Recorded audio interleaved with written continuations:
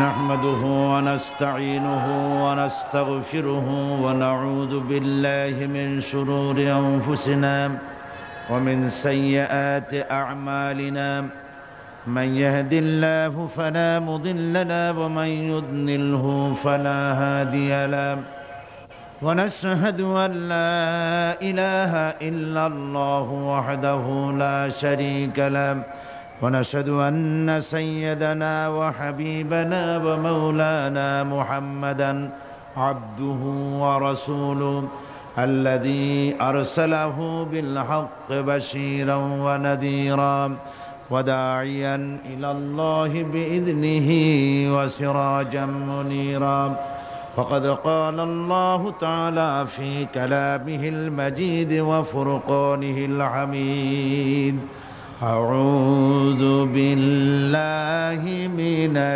الشيطان الرجيم بسم الله الرحمن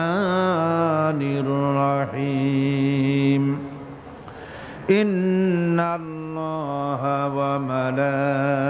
وملائكته يصلون على النبي يا أيها الذين آمنوا صلوا عليه وسلموا تسليما اللهم صل على سيدنا مولانا محمد وعلى آل سيدنا مولانا محمد জোরে সরে মুহাব্বতের সাথে সবাই পড়েন আল্লাহুম্মা সাল্লি আলা সাইয়্যিদিনা মাওলানা মুহাম্মদ ওয়া আলা আলি সাইয়্যিদিনা মাওলানা মুহাম্মদ বালাগাল উলা بكماله كشف الدجى بجماله حسنت جميع خصاله صلوا عليه وآله مشرق حب محمد مطلع ديوان ما مطلع خورشید سقاش سینه سوزن ما بلغ العلا بكماله كشف الدجى بجماله حسنت جميع خصاله صلوا عليه سورة يوسف بداری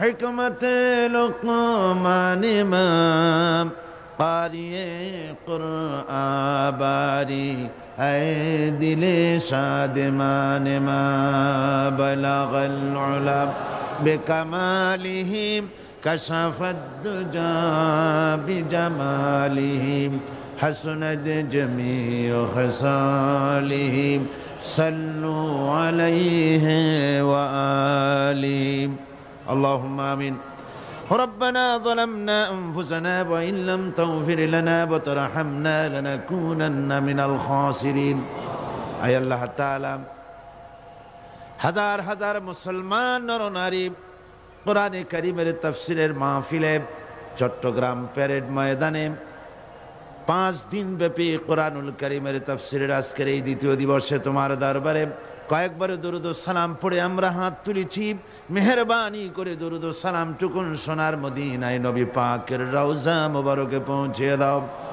হায় আল্লাহ তাআলা এই মাহফিলের আয়োজন যারা করেছেন আর শোনার জন্য যারা এসেছেন কিয়ামতের দিন মুসিবতের সময় এই মাহফিল সকলের জন্য নাজাতের জরিয়া বানিয়ে দাও আল্লাহ ইয়া রব করম তু अगर करे वो बात दे जुबां को जो दिल पर असर करे रब्बना तक़ब्बल मिन्ना इन्नका अंतस समीउल अलीम व तुब अलैना इन्नका अंतत तव्वाबुर रहीम سبحان ربك رب العزة عما يصفون وسلام على المرسلين الحمد لله رب العالمين. মোহতারাম সদরে জলসা, হাজারাত উলামায়ে কিরাম, সম্মানিত সুধীমণ্ডলী, উপস্থিত আমার দেশি বিদেশি ইসলাম প্রিয় মুসলিম ভাই ও বোনেরা, আসসালামু আলাইকুম ওয়া রাহমাতুল্লাহি ওয়া বারাকাতুহু। বিসমিল্লাহির রহমানির রহিম।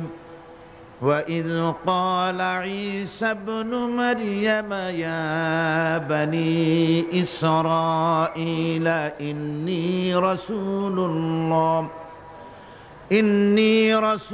اللَّهِ إِلَيْكُمْ مُصَدِّقًا لِمَا بَيْنَ يَدَيَّ مِنَ التوراة ومبشرا برسول يأتي من بعد اسمه أحمد فلما جاءهم بالبينات قالوا هذا سحر مبين صدق الله العظيم। আল্লাহ পাক বলছেন, স্মরণ করো সেই সময়ের কথা যখন ঈসা আলাইহিস সালাম, মারিয়াম পুত্র ঈসা, তিনি বলেছিলেন, হে বনি ইসরাইল, ইন্নী রাসূলুল্লাহি ইলাইকুম মুসাদ্দিকান লিমা বাইনা ইয়াদাইয়া মিনাত তাওরাহ, আমি আল্লাহর পক্ষ থেকে তোমাদের জন্য রাসূল হয়ে প্রেরিত হয়েছি এবং আমার পূর্বে নাজিলকৃত তাওরাতের সত্যতা বিধানকারী হিসেবে আমি নাজিল হয়েছি। ওয়া মুবাশশিরাম বিরাসূলিন ইয়াতি মিন বা'দি ইসমুহু আহমদ, আর আমি সুসংবাদদাতা সেই রাসূলের যিনি আমার পরে আসবেন, যার নাম হবে আহমদ। ফালাম্মা জাআহুম বিল বাইয়িনাতি ক্বালু হাযা সিহরুম মুবিন, আর প্রকৃতপক্ষে যখন তিনি স্পষ্ট দলিল নিয়ে, প্রমাণাদি নিয়ে যখন তাদের সামনে এলো, তারা বলল, এটা তো সুস্পষ্ট প্রতারণা বা সুস্পষ্ট এক প্রতারক। এ হচ্ছে আয়াতে কারিমার শাব্দিক তর্জমা। অর্থাৎ ঈসা আলাইহিস সালাম একথা বলতে চাইলেন। আল্লাহ পাক বলছেন, মারিয়াম পুত্র ঈসা বলেছেন যে আমি কোন নতুন রসুল নই। ইন্নী রাসূলুল্লাহি ইলাইকুম, আমি তোমাদের কাছে রাসূল হিসেবে প্রেরিত হয়েছি। এ কথার দ্বারা তিনি বুঝাতে চান যে আমি কোন নতুন অথবা কোন অভিনব নবী নহি। এ নবুয়তের সিলসিলা আগের থেকে চালু হয়েছে, তার এক ধারাক্রম, তার এই ক্রমধারায় আমিও একজন নবী হিসেবে পৃথিবীতে এসেছি। আর আমি তাওরাতের প্রত্যাখ্যানকারী নই, আমি তাওরাতের সত্যতা ঘোষণাকারী হিসেবে এই পৃথিবীতে এসেছি। পয়গম্বরদের নিয়ম হচ্ছে, চিরকাল তারা আগের পয়গম্বরের দাওয়াতের স্বীকৃতি দিয়েছেন, দাওয়াতকে তারা অস্বীকার করেন নাই। আগের পয়গম্বরের দাওয়াতকে তারা স্বীকৃতি দিয়েছেন, বলেছেন। আর দ্বিতীয় অর্থ হচ্ছে যে আমার সম্পর্কে যে আগামনী বাণী শোনানো হয়েছে, সেই তারই বাস্তব রূপ নিয়ে আমি পৃথিবীতে এসেছি। আমার সাথে বিরোধিতা করার কোনো যুক্তি নাই। কিন্তু বনি ইসরাইলেরা হযরত ঈসা আলাইহিস সালামের দাওয়াত গ্রহণ না করে তার উল্টোটাই করল। তারা কি করল? তারা হযরত ঈসা আলাইহিস সালামকে আল্লাহর পুত্র বানিয়ে ছাড়ল। হযরত ঈসা বললেন, আমি হচ্ছে আল্লাহর রাসূল, আর তারা বানালো আল্লাহর ছেলে। নাউযুবিল্লাহি মিন যালিক।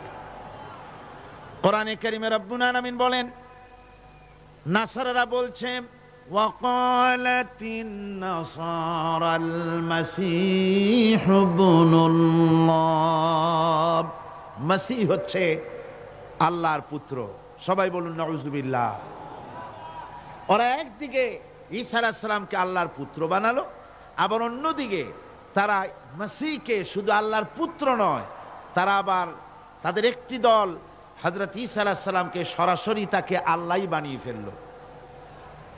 কোরআনে কারীমে রব্বুল আলামিন বলছেন, লাকাদ কাফারাল্লাযীনা ক্বালু ইন্নাল্লাহু হুয়াল মাসীহু ইবনু মারইয়াম ওয়া ক্বালাল মাসীহু ইয়া বানী ইসরাঈল উ'বুদুল্লাহা রাব্বী ওয়া রাব্বুকুম।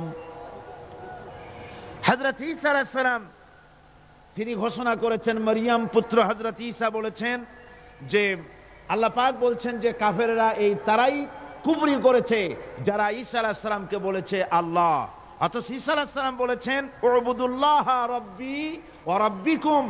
হযরত ঈসা বলেছেন যে সেই আল্লাহর গোলামি করো, সেই আল্লাহর দাসত্ব করো যিনি তোমাদেরও রব এবং আমাদেরও রব, যিনি আমারও আল্লাহ এবং তোমাদেরও আল্লাহ, সেই আল্লাহ পাকের গোলামি জীবনের সকল ক্ষেত্রে করো, এ কথা বলে দিয়েছেন হযরতে ঈসা আলাইহিস সালাম। এরপরে হযরত ঈসা এরপরে ঘোষণা করেছেন ওয়া মুবাশশিরাম বিরাসূলিন ইয়াতি মিন বা'দ ইসমুহু আহমদ, এবং আমি সুসংবাদ দাতা সেই রাসূলের যিনি আমার পরে আসবেন, আর তার নাম হবে আহমদ। এই আয়াতটি কোরআনে কারীমের এটি একটি গুরুত্বপূর্ণ আয়াত, এবং এই আয়াত দিয়ে ইসলাম বিরোধীরা নানান ধরনের সন্দেহের সৃষ্টি করেছে এবং বিতর্কের সৃষ্টি করেছে পৃথিবীতে। এই আয়াতে কারীমে, কোরআনে কারীমের এই আয়াতে রাসূল পাক সাল্লাল্লাহু আলাইহি ওয়াসাল্লামকে আহমদ বলা হয়েছে, হুজুরের নাম আহমদ হিসেবে ঘোষণা করা হয়েছে।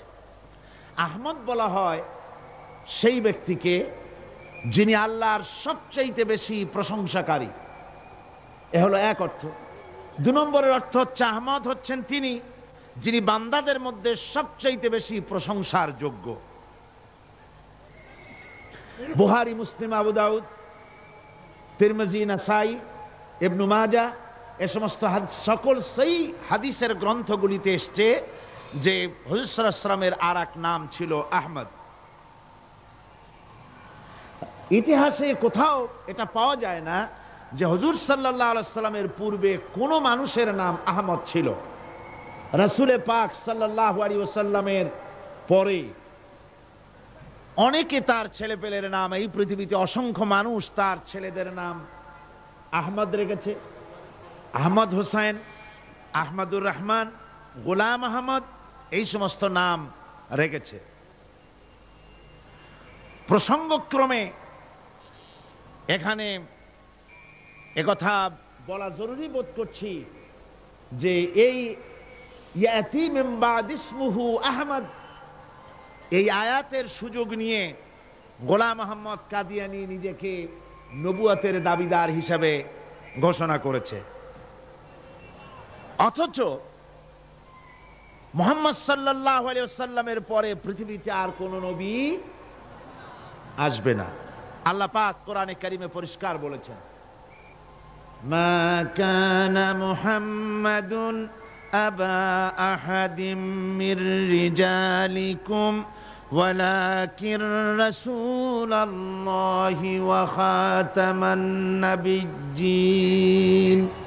মুহাম্মদ সাল্লাল্লাহু আলাইহি ওয়াসাল্লাম তোমাদের কোন পুরুষদের পিতা নন, আর তিনি হচ্ছেন আল্লাহ পাকের রাসূল, আর নবুয়তের নবীগণের ধারাবাহিকতা সমাপনকারী হচ্ছেন তিনি। খাতাম শব্দ কোরআনে কারীমে বিভিন্ন অর্থে এসেছে। এর এক অর্থ হচ্ছে মোহর, এক অর্থ হচ্ছে মুখ বন্ধ করা, এক অর্থ হচ্ছে সিল। এরকম বিভিন্ন অর্থে কোরআনে কারীমের মধ্যে খাতাম শব্দ এসেছে। যেমন এক জায়গায় এসেছে ওয়ায়ুসকাউনা মির রাহিকিম মাখতুম, অর্থাৎ জান্নাতি লোকদেরকে উত্তম ভাবে মুখবন্ধ শরাব পান করতে দেওয়া হবে, যার মুখ বন্ধ থাকবে। খিতামহু মিস্ক, তা থাকবে মিস্ক দিয়ে, মিস্কের সিল লাগানো থাকবে। এখানে সিল এবং মোহর হিসেবে খিতাম শব্দকে ব্যবহার করা হয়েছে। আবার সূরা ইয়াসিনের ভিতরে এই খিতাম শব্দ ব্যবহার করা হয়েছে মুখ বন্ধ করে দেওয়া হিসেবে। আল-ইয়াওমা নাখতিমু আলা আফওয়াহিহিম ওয়া তুকাল্লিমুনা আইদিহিম ওয়া তাশহাদু আরজুলুহুম বিমা কানু ইয়াকসিবুন। কিয়ামতের দিন আল্লাহ রাব্বুল আলামিন মুখ বন্ধ করে দেবেন কাফেরদের, বেঈমানদের। মুখের উপরে মোহর লাগিয়ে দেবেন, সে আর কথা বলতে পারবে না। এখানে খাতাম মুখ বন্ধ করা হিসেবে এ শব্দ এখানে এসেছে। অন্য আয়াতে এসেছে খাতামাল্লাহু আলা কুলুবিহিম, আল্লাহ তাদের অন্তঃকরণের ভিতরে মোহর লাগিয়ে দিয়েছেন, এখানে মোহর হিসেবে এসেছে। আর মা কানা মুহাম্মাদুন আবা আহাদিম মির রিজালিকুম ওয়ালাকিন রাসূলুল্লাহি ওয়া খাতামান নাবিয়্যিন, এখানে খাতাম শব্দ এসেছে সমাপনকারী হিসাবে, অর্থাৎ নবুয়তের যে ক্রমধারা চলে আসছিল হযরতে আদম আলাইহিস সালাম থেকে, সেই নবুয়তের ক্রমধারা মুহাম্মদ সাল্লাল্লাহু আলাইহি ওয়াসাল্লামকে দিয়ে সমাপন করা হয়েছে।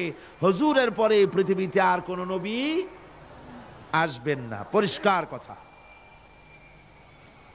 হুজুর সাল্লাল্লাহু আলাইহি ওয়াসাল্লাম বলেছেন, তিনি বলেছেন যে একটা বিল্ডিং, সেই ইমারতের একটা জায়গায় একটা ইট নাই। এই অবস্থায় লোকেরা বিল্ডিং এর সৌন্দর্য বর্ণনা করতেছে, তারপরে বলতে গিয়ে বলছে এইখানে যদি ইটটা পরিপূর্ণ হতো তাহলে এই বিল্ডিং এর সৌন্দর্য বাড়তো।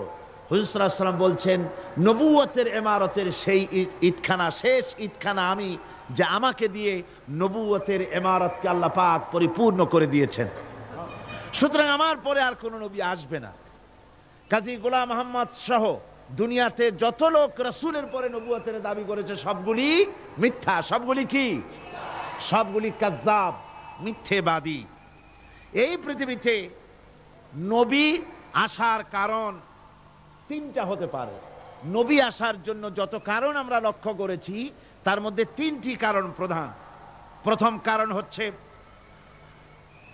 এক, প্রথম নবীর শিক্ষা বিলুপ্ত হয়ে গেছে, নতুন করে সেই শিক্ষা পেশ করার প্রয়োজন, তাই নতুন একজন নবীর দরকার। আপনারা বলেন রাসূল পাক সাল্লাল্লাহু আলাইহি ওয়াসাল্লামের কোন হেদায়েত, তার কোন শিক্ষা বিলুপ্ত হয়েছে?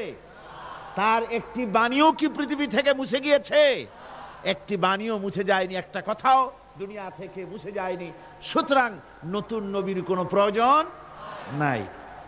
দুই নম্বরে, প্রথম নবীর শিক্ষা বিশেষ এক জাতির জন্য ছিল, অন্যান্য জাতির জন্য তার শিক্ষা নাই।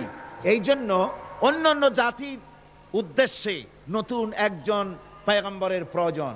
আপনারা বলুন রাসূল পাক সাল্লাল্লাহু আলাইহি ওয়াসাল্লামের শিক্ষা শুধু মুসলমানের জন্য না তাম পৃথিবীর মানুষের জন্য? সুতরাং দ্বিতীয় কারণও প্রয়োজন হলো না পৃথিবীতে নবী আসা। তৃতীয় কারণ হচ্ছে, নবীর শিক্ষা এই পৃথিবী থেকে রাসূল পাক সাল্লাল্লাহু আলাইহি ওয়াসাল্লামের শিক্ষা পরিপূর্ণভাবে তিনি দুনিয়ার মানুষের সামনে দিয়েছেন। তার শিক্ষা অপূর্ণ নয়, শিক্ষাও পূর্ণাঙ্গ।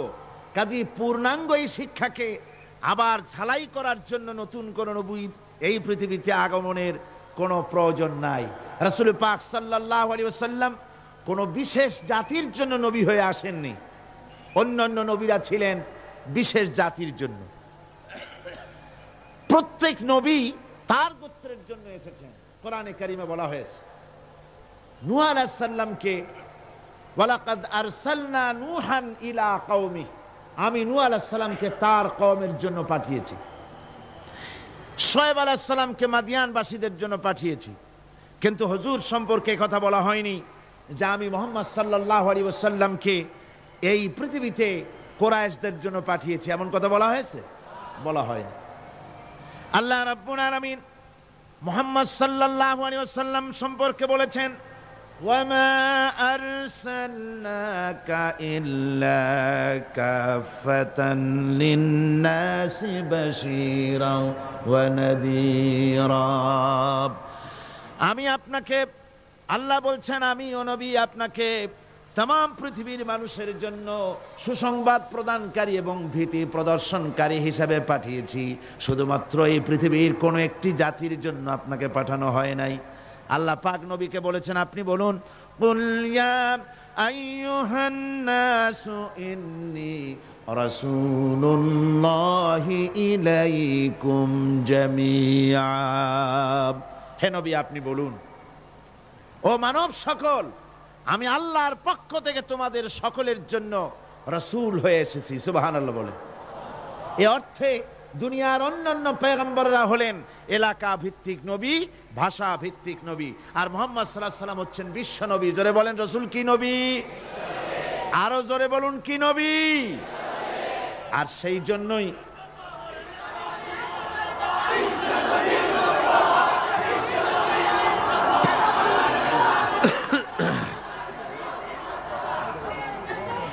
আমার ভাইয়েরা, অন্য আয়াতে আল্লাহ পাক বলছেন, তাবারাকাল্লাযী নাযালাল ফুরকানা আলা আবদিহি লিয়াকুনা লিল আলামিনা নাযীরা। অতীব বরকতশালী সে আল্লাহ রাব্বুল আলামিন, যিনি তার বান্দার উপরে ফুরকানকে অবতীর্ণ করেছেন, যাতে করে তিনি বিশ্ববাসীকে সুসংবাদ দিতে পারেন এবং ভীতি প্রদর্শন করাতে পারেন। রাসূলকে তার বান্দার উপরে ফুরকান অবতীর্ণ করেছেন। বান্দাকে? মুহাম্মদ সাল্লাল্লাহু আলাইহি ওয়াসাল্লাম। বান্দাকে? মুহাম্মদ সাল্লাল্লাহু আলাইহি ওয়াসাল্লাম। তার উপরে কোরআন অবতীর্ণ করা হয়েছে কি কারণে? লিয়াকুনা লিল আলামিনা নাযীরা, যাতে করে বিশ্ববাসীকে তিনি সতর্ক করে দিতে পারেন, পরকাল সম্পর্কে, আল্লাহ সম্পর্কে হুঁশিয়ারি করে দিতে পারেন পৃথিবীর মানুষগুলিকে। এরপরে অন্য আয়াতে আল্লাহ পাক রাসূলকে বলছেন, ওয়ামা আরসালনাকা ইল্লা রাহমাতান লিল আলামিন। নবী হে, আমি আপনাকে সমগ্র সৃষ্টি জগতের জন্য আমি আপনাকে করুণার মূর্ত প্রতীক করে পাঠিয়েছি। সুবহানাল্লাহ। আপনি করুণার মূর্ত প্রতীক। সমস্ত সৃষ্টি জগতের জন্য আমি আপনাকে আমার দয়া হিসাবে, করুণা হিসাবে পাঠিয়েছি। হুজুর সাল্লাল্লাহু আলাইহি ওয়াসাল্লাম বলেছেন, বুইসতু ইলাল আহমারি ওয়াল আসওয়াদ, আমি সাদা কালো, জাতি ধর্ম বর্ণ বিশেষে সকলের জন্য আমি নবী হিসাবে এসেছি। হুজুর আলো বলেছেন, কানান নবিয়্যু ইউবাসু ইলা কওমিহি খাসসা ওয়া বুইসতু ইলান নাসি আম্মা। বুখারী ও মুসলিম। বুখারী মুসলিমের হাদিসে এসেছে, রাসূল পাক সাল্লাল্লাহু আলাইহি ওয়াসাল্লাম বলেছেন, দুনিয়ার সমস্ত পয়গম্বররা এসেছেন নিজের কওমের জন্য, আর আমি এসেছি গোটা পৃথিবীর সকল মানুষের জন্য নবী হয়ে। সুবহানাল্লাহি ওয়া বিহামদিহি। সুতরাং মুহাম্মদ সাল্লাল্লাহু আলাইহি ওয়াসাল্লাম হচ্ছেন বিশ্ব নবী। তারপরে আর কোন নবী এই পৃথিবীতে আসবে না। আর কোন নবী আসবেন? এই পৃথিবীতে আর কোন নবী আসবেন না। হুজুর সাল্লাল্লাহু আলাইহি ওয়াসাল্লাম অন্য হাদিসে বলেছেন, তিরমিজি শরীফের হাদিসে এটা এসেছে, ক্বালা রাসূলুল্লাহ সাল্লাল্লাহু আলাইহি ওয়াসাল্লাম আন্না রিসালাতা ওয়ান নবুওয়া কাদ ইনকাতাত ফালা রাসূলা বাদি ওয়ালা নবুওয়া। রিসালাতের সিলসিলা কাট অফ হয়ে গিয়েছে। আমার পরে আর কোন নবী আসবে না, আমার পরে আর কোন রাসূল আসবে না। বাইহাকী শরীফের হাদিসে এসেছে, রাসূল পাক সাল্লাল্লাহু আলাইহি ওয়াসাল্লাম বলেছেন, লা নবিয়্যা বাদি ওয়ালা উম্মাতা বাদি, আমার পরে কোন নবীও আসবে না, আমার পরে কোন উম্মতও আসবে না। আমি শেষ নবী আর আমার উম্মত শেষ উম্মত। নতুন করে কোন উম্মত, নতুন করে কোন নবীও আসবে না, নতুন করে কোন উম্মতও আসবে না। অথচ কাদিয়ানীরা দাবি করে গোলাম মুহাম্মদ নাকি তাদের উম্মতি নবী। কয় যে এমনি আমরা অন্য কোন নবী টবি বলি না, আমরা বলি গোলাম মুহাম্মদকে উম্মতি নবী। রাসূল পাক সাল্লাল্লাহু আলাইহি ওয়াসাল্লাম পরিষ্কার বলেছেন, আমার পরে রাসূল, নবী, উম্মত কিছুই আসবে না। আমি শেষ পয়গম্বর আর আমার উম্মতি হচ্ছে শেষ উম্মত। আমার ভাইয়েরা, রাসূল পাক সাল্লাল্লাহু আলাইহি ওয়াসাল্লাম বলেছেন যে আমার পরে 30 জন লোক মিথ্যেবাদী, তারা নবুয়তের দাবি করবে। কতজন? 30 জন মিথ্যেবাদী। তারা নবুয়তের দাবি করবে। হুজুর বলেছেন আমার পরে নবী আসবে না। কোরআনে কারীমের মধ্যে, কোরআনে কারীমের দলিলের পর কোরআন এবং সুন্নাহর দলিলের পর সর্বশ্রেষ্ঠ গ্রহণযোগ্য দলিল হচ্ছে সাহাবায়ে কেরামদের ইজমা। এটা হলো 3 নম্বরের সবচেয়ে বড় দলিল। 1 নম্বরে মুসলমানদের দলিল হচ্ছে কোরআন। 1 নম্বরে দলিল কি? কোরআন। 2 নম্বরে কি? হাদিস। 3 নম্বরে সাহাবায়ে কেরামদের ইজমা। এটা হচ্ছে 3 নম্বরের দলিল। সমস্ত সাহাবায়ে কেরাম রিদওয়ানুল্লাহি তাআলা আলাইহিম আজমাইন তারা একমত যে রাসূল পাক সাল্লাল্লাহু আলাইহি ওয়াসাল্লামের পরে যদি কেউ নবুয়তের দাবি করে তাহলে সে কাফের, আর তাকে হত্যা করা ওয়াজিব, তার বিরুদ্ধে লড়াই করা ওয়াজিব, জিহাদ করা ওয়াজিব। সাহাবায়ে কেরাম এই দাবি নিয়েই তারা রাসূলের যুগে একজন নবুয়তের দাবি করলো, তার নাম হচ্ছে মুসাইলামা কাজ্জাব। সে দাবি করলো, সে মনে করলো যে নবুয়ত হচ্ছে একটা ব্যবসা। মুহাম্মদ সাল্লাল্লাহু আলাইহি ওয়াসাল্লামের কিছু ছিল না, নবুয়তের দাবি করলো, গনিমতের মাল আসলো, টাকা পয়সা আসলো, তারপর রাজত্ব হয়ে গেল। এগুলো তো কম কথা না। তো আমিও যদি নবুয়তের দাবি করি তাহলে এরকমের একটা ব্যবসা আমিও করতে পারবো। এই চিন্তা ভাবনা করে নবুয়তের দাবি করে বসলো। নবুয়তের দাবি করে সে প্রচার করে বেড়াতে লাগলো আমি নবী। তারপর তার উম্মতেরা বলল যে আচ্ছা আপনি তো নবী বুঝলাম, তা মুহাম্মদ সাল্লাল্লাহু আলাইহি ওয়াসাল্লামের উপরে ওহী নাজিল হয়, আপনি তো কোনো নতুন ওহী আমাদের দিতে পারলেন না, কোনো সূরাও এ পর্যন্ত আসলো না। মুসাইলামা কাজ্জাব বলল দেখো কেবল না নবী হলাম, একটু সময় দাও ওহী আসা। কিছুদিন পর বলল যে সূরা একটা এসে গেছে। বলে কি? সে সূরা কাউসারের একটা প্যারোডি তৈরি করলো। বলল আমার উপরে একটা নতুন সূরা আসছে, সূরাটি হচ্ছে ইন্না আতাইনাকাল আকাক ফাসাল্লি লিরাব্বিকা ওয়াজাক ইন্না শানিয়াকা হুয়াল আবলাক। এর অর্থ হচ্ছে আমি তোমাকে আকাক পক্ষী দান করেছি। আর আকাক পক্ষী বলা হয় হুতুম পেঁচাকে। ও যে কায়দার নবী, পাখিটাও পাইছে সেই কায়দারই। তারপরে ফাসাল্লি লিরাব্বিকা ওয়াজাক, সুতরাং তোমার প্রভুর উদ্দেশ্যে নামাজ পড়ো আর জোরে সোরে চিৎকার করো। মনে রেখো তোমার দুশমন হবে শ্বেত এবং কৃষ্ণ বর্ণের। এর না আছে কোনো গোড়া, না আছে এর মাথা, না আছে এর কোনো অর্থ, না আছে কিছু। এই জাতীয় সূরা দেখিয়া উম্মতেরা বলল কি যে আশ্চর্য কথা, মুহাম্মদ সাল্লাল্লাহু আলাইহি ওয়াসাল্লামের উপরে যে সূরা নাজিল হয়েছে তা পড়তে কত সুন্দর, কত ভাব গম্ভীর, আর এ কি একটা সূরা নাজিল হলো। তারা নিজেরা বলা কওয়া করলো। আর একবার ধরলো মুসাইলামাকে, তারা বলল মুহাম্মদ সাল্লাল্লাহু আলাইহি ওয়াসাল্লাম তাকে তার উম্মতেরা তাদের বাগানে নিয়ে যায়।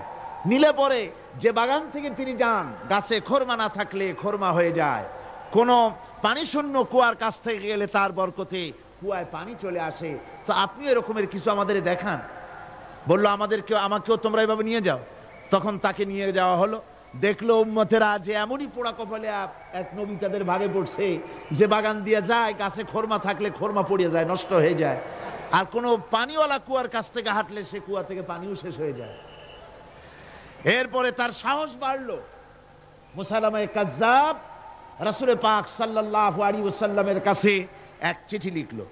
সে চিঠির ভাষা ছিল মিন মুসাইলামা রাসূলিল্লাহ ইলা মুহাম্মাদুর রাসূলুল্লাহ সালামুন আলাইকুম আম্মা বাদ ফাইন্নী আশরাকতু ফিল আমর ওয়া ইন্না লানা নিসফাল আরদ ওয়া লিকুরাইশিন নিসফাল আরদ ওয়ালাকিন্না কুরাইশান কওমান ইয়াতাদুন।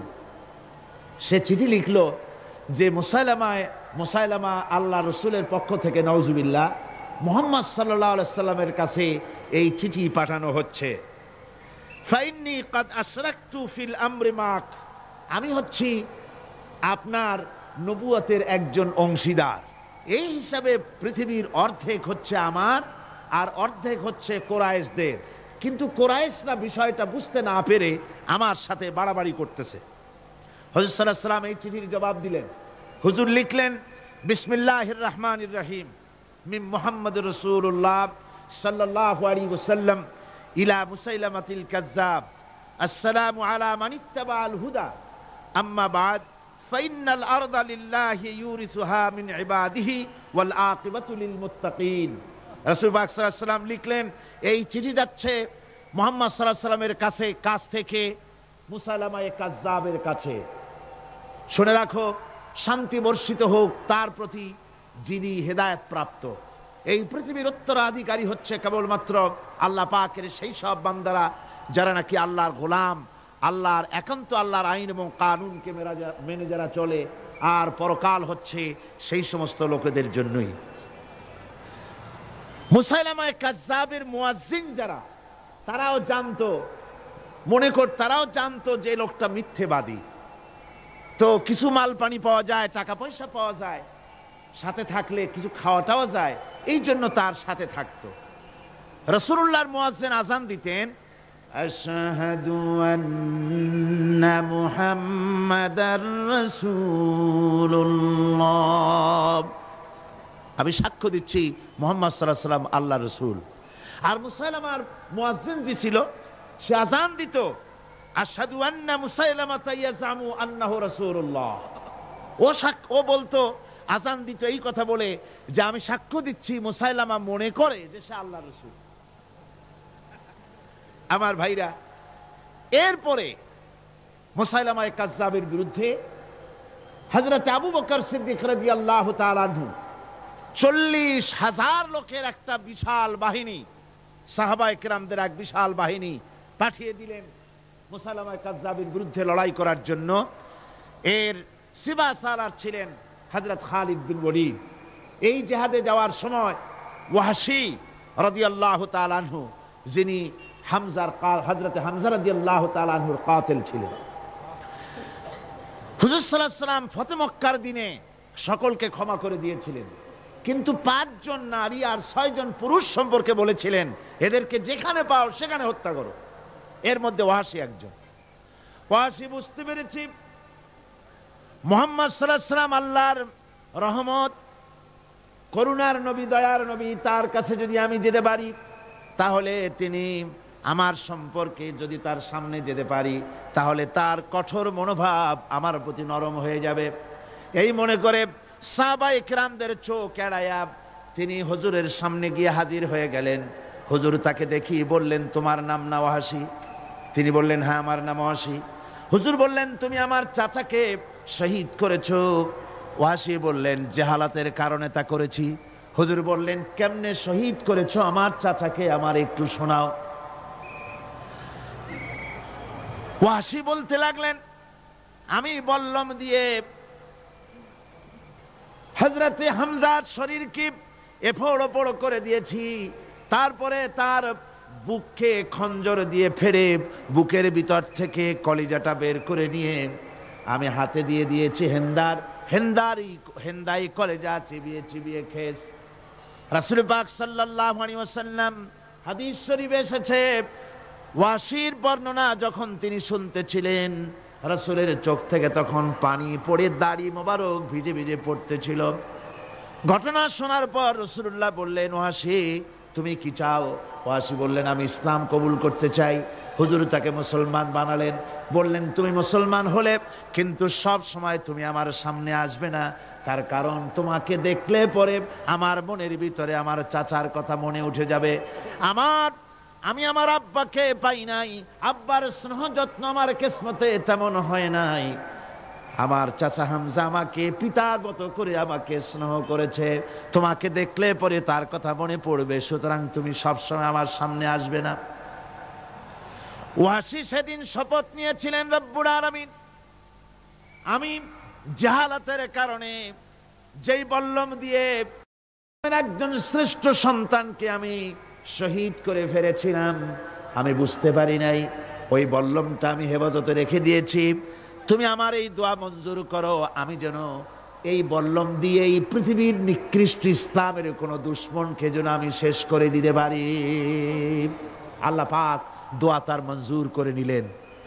মুসাইলামা কাযযাবের বিরুদ্ধে হযরত আবু বকর সিদ্দিক রাদিয়াল্লাহু তাআলা আনহু যে বাহিনী পাঠালেন, হযরত ওয়াহশী সেই বাহিনীর মধ্যে ছিলেন। আর তিনি সেই বল্লমটা দিয়া, যে বল্লম দিয়ে তিনি হযরত হামজাকে শহীদ করেছিলেন, সেই বল্লমটা দিয়েই ইসলামের নিকৃষ্ট শত্রু মুসাইলামায়ে কাজ্জাবকে দুনিয়া থেকে তিনি বিদায় করে দিলেন। আমার ভাইরা, রাসূল পাক সাল্লাল্লাহু আলাইহি সাল্লামের ইন্তেকালের পর এ পর্যন্ত নবুয়তের যারা দাবি করেছে, এক হিসাবে জানা গেছে 28 জন দাবি করা হয়ে গেছে। রাসূল বলেছেন আমার পরে 30 জন মিথ্যেবাদী নবুয়তের দাবি করবে। কতজন করবে?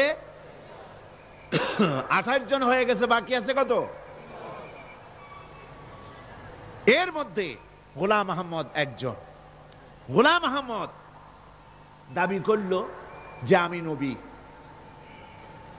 তার অনেকগুলি বই কিতাব সে লিখলো। বইয়ের মধ্যে এক জায়গায় সে লিখেছে, তার বইয়ে এক জায়গায় লিখেছে যে আমি স্বপ্নে দেখলাম আল্লাহ আমার সামনে উপস্থিত। আল্লাহ আমার সামনে এসেছেন পুরুষের আকৃতিতে, আর আমি তখন স্বপ্নের ভিতরে আমি নিজেকে একজন নারীর মতোই মনে করলাম। স্বপ্নের ভেতরেই আল্লাহ পাক পুরুষ হিসাবে আমাকে ব্যবহার করলেন।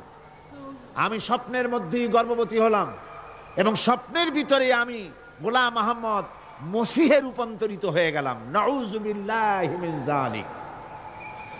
গোলাম আহমদ বলছে আল্লাহ পাক ওহীর মাধ্যমে আমাকে জানিয়েছেন, আল্লাহ আমাকে বলেছেন গোলাম আহমদ তুমি হচ্ছ আমার সন্তান তুল্য। নাউযু বিল্লাহি মিন যালিক।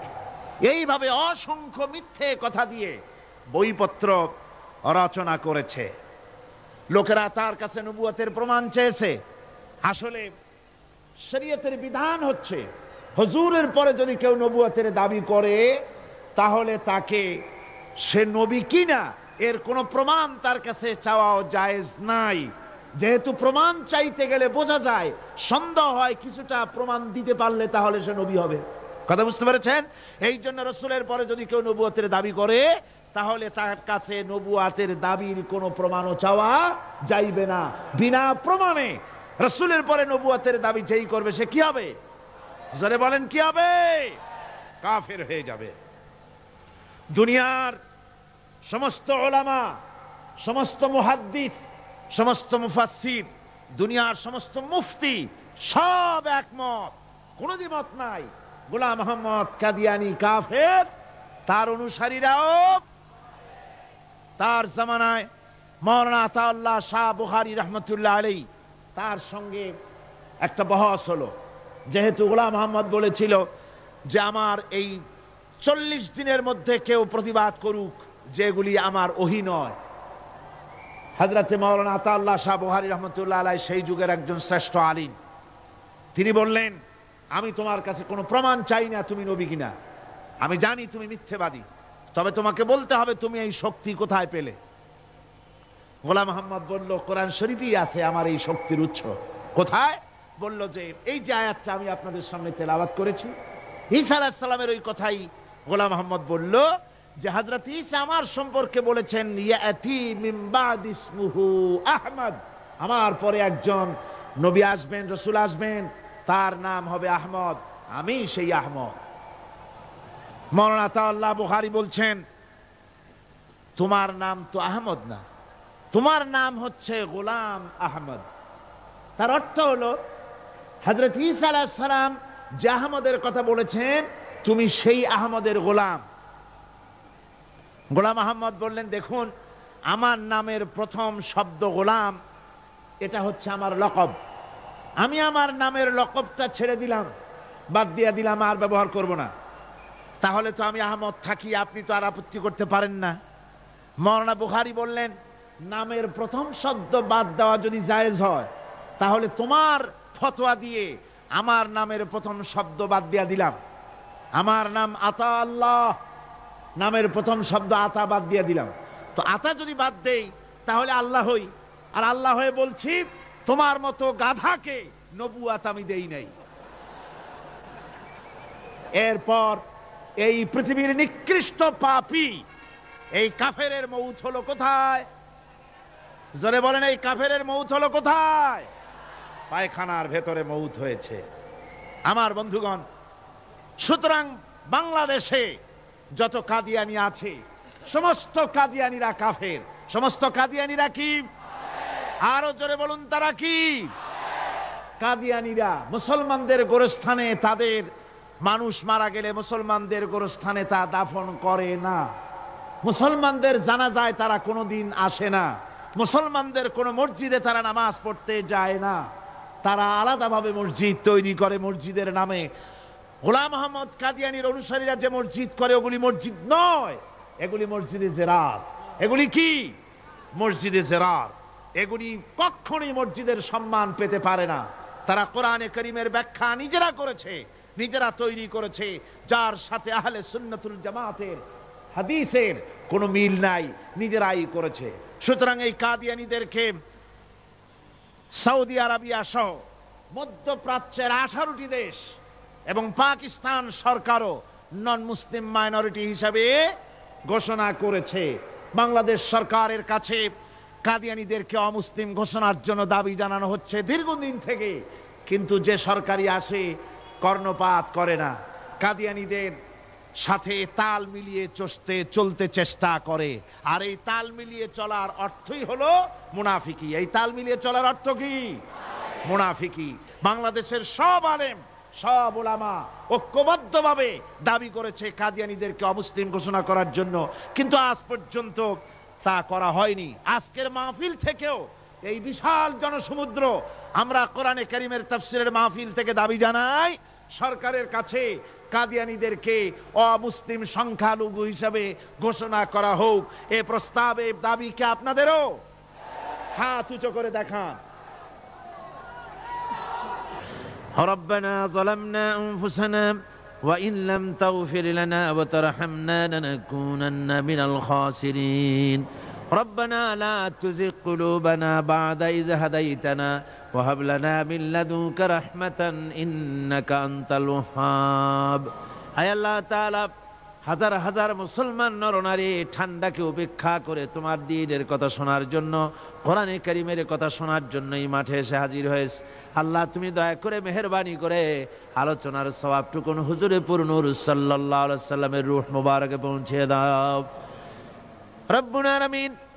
আমাদের মধ্য থেকে যাদের মা বাপ দুনিয়া থেকে জন্মের মতো বিদায় হয়ে গেছে, আল্লাহ কবরে যদি আযাব থাকে দয়া করে আযাব মাফ করে দাও।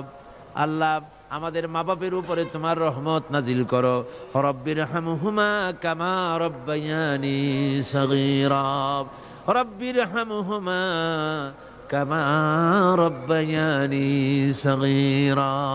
হায় আল্লাহ রব্বুল আলামিন, এই মাহফিলে যত লোক আছি আমরা, কার কোন ব্যাধি আছে, রোগ আছে, আমরা তুমি ভালো করে জানো। আমাদের প্রত্যেকের ব্যাধিকে তুমি শিফায়ে আজলা দান করে দাও। اللهم حبب إلينا الإيمان وزينه في قلوبنا وكره إلينا الكفر والفسوق والعصيان واجعلنا من الراشدين ربنا تقبل منا إنك أنت السميع العليم وتب علينا إنك أنت التواب الرحيم سبحان ربك رب العزة عما يصفون وسلام على المرسلين الحمد لله رب العالمين واجعل آخر كلمتنا عند الموت لا إله إلا الله محمد رسول الله